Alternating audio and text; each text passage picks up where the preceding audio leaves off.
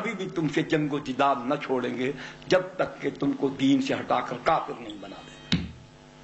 آج بھی جنگ یہی جنگ ہے۔ کافر نے اپنا محاذ نہیں چھوڑا، ہم اپنا محاذ چھوڑ گئے۔ ان کافروں کے مقابلے میں جو مسلمانوں کو گمراہ کر کے دین سے دور کر کے پھر ان کو فضول قسم کی باتوں سے دھوکہ دے کر کیا کرنا چاہتے ہیں، آئیں گے ہم درد بن کر، اب تم یہ چلے جاؤ وہ علاقے جہاں زلزلہ آیا تھا 2 برس ہو گئے، جاؤ جا کر دیکھو انہوں نے وہاں کیا کیا اور ہم نے کیا کیا۔ ہم نے کچھ بھی نہیں کیا۔ کافروں نے سکول بنا دیے، وہاں سکول ٹیچر کوریا سے آئے ہیں، لڑکیاں آئی ہیں، 70,000 عورتیں باہر سے آئی ہیں یورپ اور امریکہ کے کہنے پر، جنہوں نے اس ملک میں مساج سینٹر، زنا خانے، ناچ وغیرہ اور بدکاری پھیلانے کے اڈے بنائے۔ 70,000 عورتیں چائنا سے بھی آئی ہیں، کوریا سے بھی آئی ہیں، یورپ سے بھی آئی ہیں، امریکہ سے بھی آئی ہیں۔ یہ کون عورتیں ہیں؟ یہ وہاں کی گندی غلیظ اور ناپاک عورتیں۔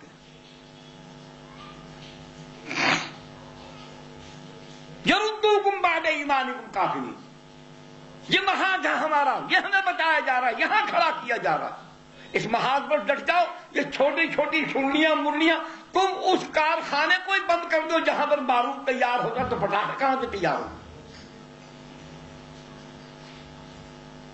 یہ کافر نے، انگریز نے ہمارا رخ بدلا، ہمارا محاذ بدل دیا۔ پہلے بھی کہا، اب بھی کہتا ہوں، اس شعور کو عام کرو، پوچھو، سوال کرو اپنے آپ سے، دوسروں سے، یہ مسجد میں مردے نہلانے والا پھٹا کب سے آیا؟ میت اٹھانے والی چارپائی مسجد میں کیوں آئی؟ گرجے میں کیوں نہیں؟ مندر میں کیوں نہیں؟ یہ مولوی کی ڈیوٹی ہے۔ مسجد نبی میں تھی، ہے، مسجد حرام میں ہے، مسجد قباء میں نبی نے رکھی۔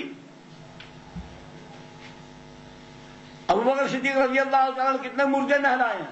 عمر فاروق، عثمان غنی، علی المرتضیٰ، حسن مجتبیٰ، معاویہ بن ابی سفیان، بعد میں آنے والے وہ بادشاہ تھے، خلیفہ کم تھے۔ مغلوں کے زمانے میں دکھا دو، چلو تاریخ پڑھی ہے، اٹھاؤ تاریخ کی کتابیں، دکھاؤ مجھے کسی مسجد میں مردے نہلانے والا پھٹا اور میت اٹھانے والی چارپائی۔ یہ وہی جنگ ہے کہ مولوی کو معاشرے کی اجتماعی قیادت سے ختم کرو، یہاں لگاؤ۔ موضوعات دیوبندی بریلوی، مقلد غیر مقلد، امام ابو حنیفہ کو وہ گالیاں دے تم اس کو گالیاں، یہاں لگا دو۔ زنا کے خلاف بھی کوئی بولتا، شراب کے خلاف، ملک کے اجتماعی سارا کافرانہ نظام، اس پر ہمارے منہ پر ٹیپ لگی ہوئی ہے۔ عدالت کا سارا نظام کافرانہ۔ اللہ نے چور کی سزا کیا رکھی ہے، زانی کی سزا کیا رکھی ہے، شرابی کی سزا کیا رکھی ہے، کہاں گیا؟ سود، حضور نے فرمایا 70 گناہ ہیں اس کے، اور اس کے تمام گناہوں میں یہ 5 آدمی سب یکساں شریک ہیں، لینے والا سود، دینے والا، 2 گواہ اور لکھنے والا۔ بینک سے لو تب، پرائیویٹ لو تب، گواہی تو ہوتی ہے اس میں لازمی، یا کوئی سر زمانہ جو کوئی نہ کوئی چیز ایسی۔ اگر تمہیں 5,000 لینا ہے تو کم سے کم وہ کہے گا 10,000 کا زیور رکھو، 5,000 لے جاؤ۔ حضور صلی اللہ علیہ وسلم، اس کا سب سے کمزور گناہ جو ہے وہ یہ ہے کہ یہ 5 آدمی سود لینے، دینے، لکھنے اور گواہی دینے والے یہ سمجھے کہ اپنی سگی ماں سے زنا کر رہے ہیں۔ اب فرمائیے اس کے خلاف ہم نے کیا کیا؟ کیا ذہن سازی کی؟ کیا ہم نے لوگوں کا ذہن بنایا؟ پردے کے بارے میں کتنی سخت وعید ہے۔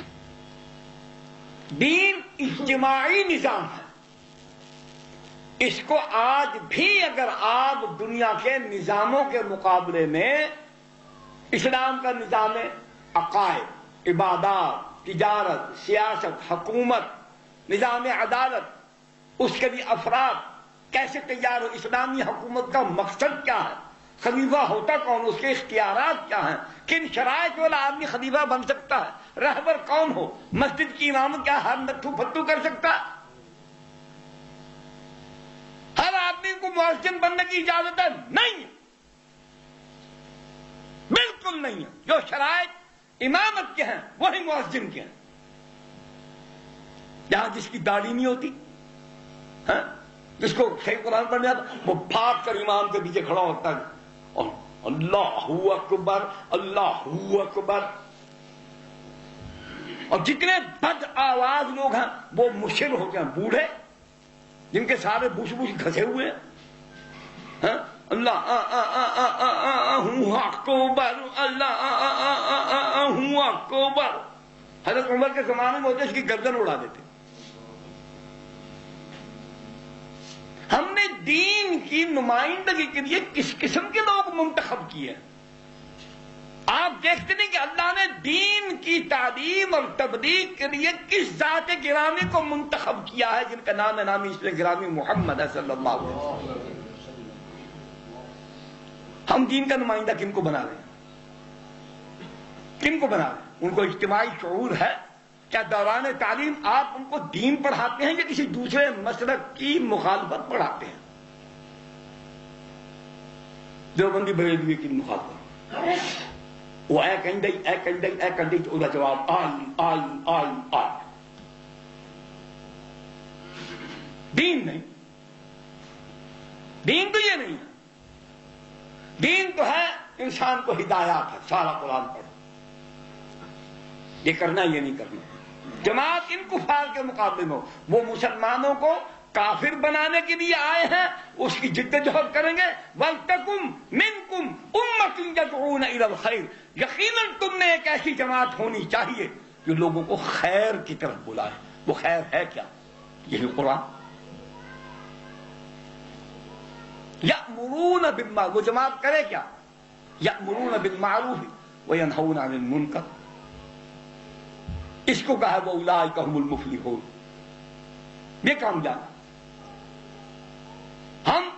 ہمارے جتنے بڑے بڑے مذہبی پیشوا لیڈر بن جائیں گے نا، وہ امر بالمعروف اور نہی عن المنکر کو بیان کرنا اپنی توہین سمجھتے ہیں. میں نام نہیں لیتا، یہ مجلس شامل جتنے بھی یہ قومی زعما اور مذہب کے ٹھیکیدار اور اجارہ دار بن کر بیٹھے ہوئے ہیں، انہوں نے کتنا امر بالمعروف نہیں عن المنکر کیا. نبی آیا ہے اس کام کے لیے، اس کام کے نزدیک نہیں جاتے. وہ کہتے ہیں جی آپ ایسی بات کریں گے، دیکھیں جی ہم نے تو ان کے ساتھ بھی ملنا ہے، ہم نے ان کے ساتھ بھی ملنا ہے. کبھی وہ نیچے ہوں گے ہم اوپر ہوں گے، کبھی وہ اوپر ہوں گے ہم نیچے ہوں گے. تو ہم یہ ڈیو اینڈ ٹیک بارگیننگ تو ہم نے کر لیا نا جی. ہم نے تو وہ دیکھا نا جی قومی اور صوبائی اسمبلیوں پر ہم نے وہ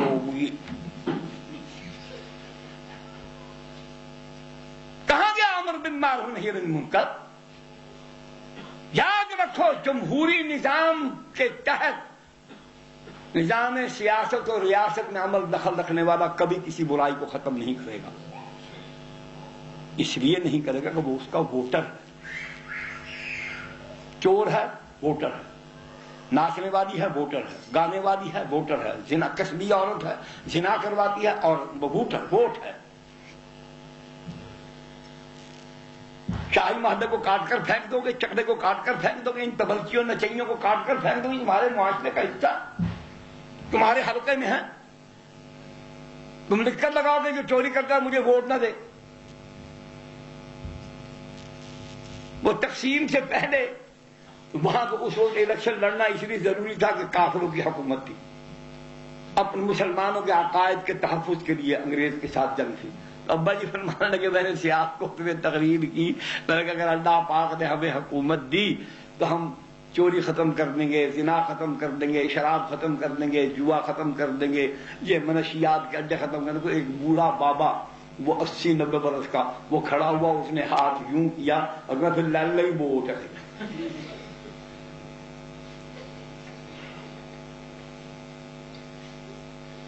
ابا کیا کہ میں نے بمشکل اپنی ہنسی روکی کہ کہا تو اس بابے نے سچ ہے کہ یہی کام لوگوں نے کرنے ہیں، تم کہتے ہو میں اس کو ختم کر دوں گا. نہیں ووٹ پھر ووٹ لینے والے کو تو حلال حرام کی بحث نہیں چھیڑے گا. وہ مجھے کہے گا میں آپ کے لیے گلیاں بنوا دوں گا، میں بجلی لگوا دوں گا، میں گیس پہنچوا دوں گا، ہسپتال بنوا دوں گا، یہ کر دوں گا وہ کر دوں گا، یہاں آرٹس کاؤنسل بنوا دوں گا، آپ کی تفریح کے لیے پارک بنوا دوں گا. وہاں تو کثرت اور قلت وہاں یہ معیار تو نہیں کہ نیک لوگوں کی کثرت ہو، نہیں، یہ ہے ہی نہیں معیار۔ جمہوریت میں تو رسول اللہ صلی اللہ علیہ وسلم کا بھی ایک ووٹ ہے، ابو جہل کا بھی ایک ووٹ ہے، گنتی میں ایک ووٹ ہوگا۔ یہ تو دین میں ہے کہ ایک پیغمبر صحیح، ساری کائنات غلط اور جھوٹی، صرف پیغمبر صحیح ہے۔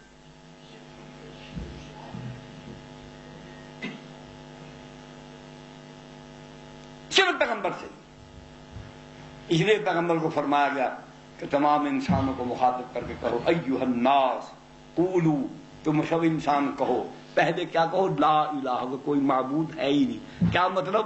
پہلے اپنے مانے ہوئے خداؤں کی نفی کرو، ان کا انکار کرو۔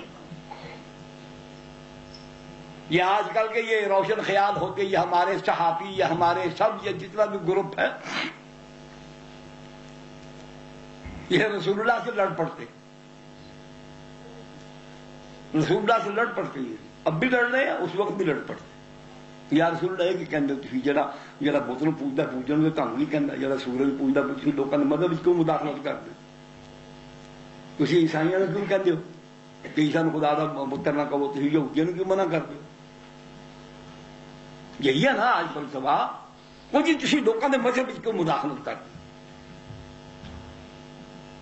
نبی نے کیا کیا؟ نبی جو کہہ رہا ایھا الناس، اے انسانوں، وہ انسان تو ہیں، یہودی بھی انسان ہے، عیسائی بھی، مکے کے مشرک بھی، سناتن دھرم، آریہ سماج، جین مت، بدھ مت، یہ آتش پرست مجوسی، یہ سب کے سب تمام ستارہ پرست، یہ سورج پرست، سائبین وغیرہ، بت پرست، یہ سب مشرک، سب انسان ہیں۔